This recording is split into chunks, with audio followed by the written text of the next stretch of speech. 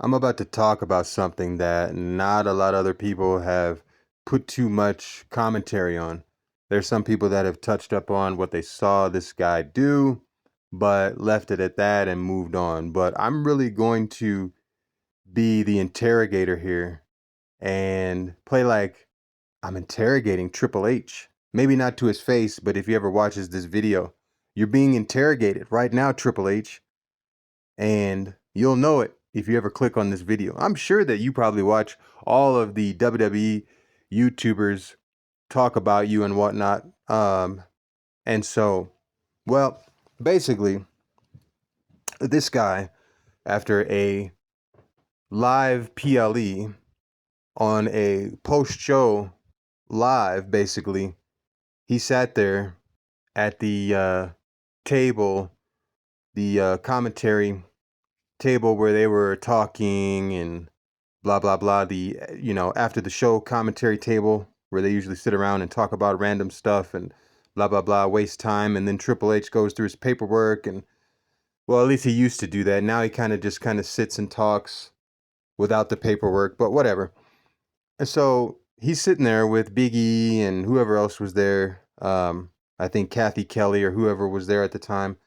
And this was the SummerSlam post show, the live post show. And yeah, this guy, Triple H, man, he really thought he was slick with this one. I almost forgot what post show this was. This was the post show of SummerSlam, but man, this guy, you're not slick, Triple H, okay? I got you, man, all right? So he sits there, right, and he hears the crowd chanting, "We want Cross." Okay, if enough people in a group chant Cross, you can tell the difference between Cross and Brock. Okay, like that's a no-brainer. There's no way he misheard it. There's no way that he heard something else. He's bullshitting, okay? He's bullshitting because he didn't want to give us Karrion Cross.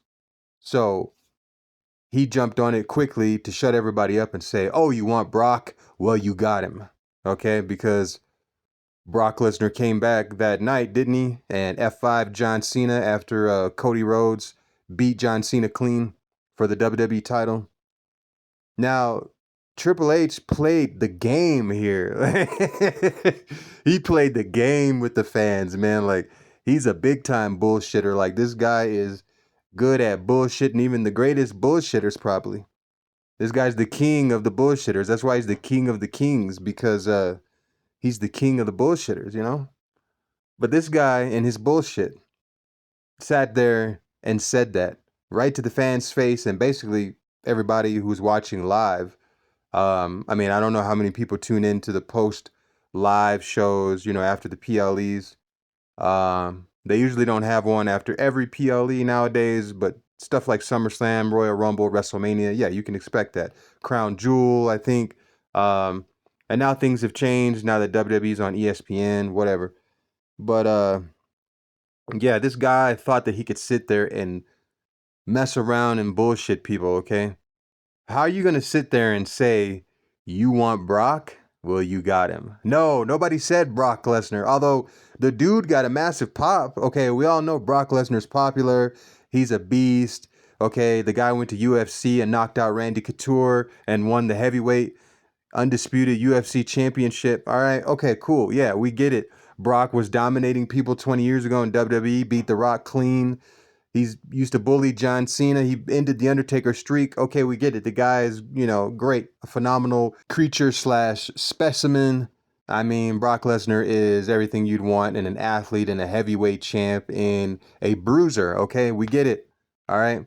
But that's not what we wanted in that moment when they were chanting, "We want Cross," as in Killer Cross, as in Karrion Cross.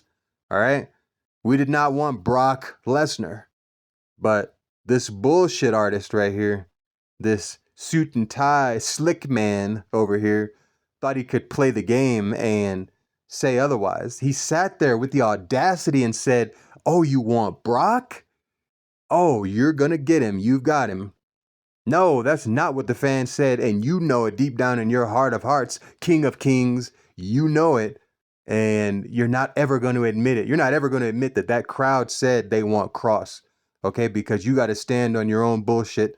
And, I mean, hey, maybe if he does admit that he was bullshitting, maybe Stephanie will withhold the goods. Maybe he won't get no more cake late at night. Maybe that all depends on him standing on his bullshit. So maybe CM Punk was right all those years ago that his wife has his balls in her purse. I mean, damn, son. You gotta lie to the fans like that? Who are you covering for? I mean, does TKO, have a branding rod in the back that they're searing up nice and hot, and if you get out of line, they're gonna burn your asshole real good and have 10 guys hold you down and make you cry tears? I mean, what is it, Triple H? Seriously. But I don't know, man. Like, I just had to call this out and go, into a deeper convo about this and discussion, because this dude really sat here and tried to mess around and lie, dude. Okay? He tried to lie. He tried to cover this shit up. He lied to our faces. He lied on live TV. He lied on a live post show. And he said that the fans were chanting, "We want Brock." He turned around in his chair and looked at the fans chanting, "We want Cross," and said, "You guys want Brock? You got him." Oh, great. Yeah, after Brock Lesnar had just returned in F5 John Cena, you thought of the one name that would sound similar to Cross, but yet not be Cross. So you just threw Brock out there. Oh, Brock. You guys want Brock? Sure. No. The fans did not want Brock Lesnar. We wanted Killer Cross. To be honest, I was never the biggest Killer Cross fan, okay? But the guy started getting over and cutting better promos, and I wanted to see where it was going to lead him. I wanted to see if he could take the mantle and step up and be a big-time player, and I feel like he has it in him, especially that promo that he did where he, basically talked shit about WWE Creative and said that they weren't giving him the chance and that they wouldn't give him the chance to take the ball and that he had the potential. Like, everybody remembers that Raw promo that Karrion Kross cut, with Scarlett sitting there.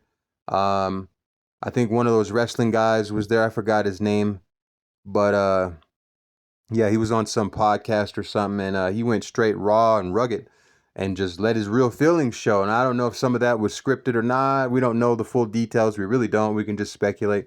I don't know if that played into Triple H having an issue with him, but I mean, don't bullshit us, Triple H.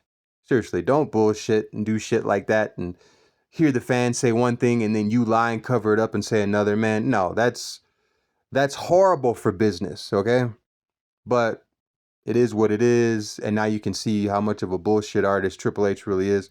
And to be honest, I never really used to go in on Triple H like this, but hey, maybe more of us need to, because this guy is just kind of stuck on stupid and super glued to dumb and thinks that we're dumb, but we're not. But that's all I got to say about that for now.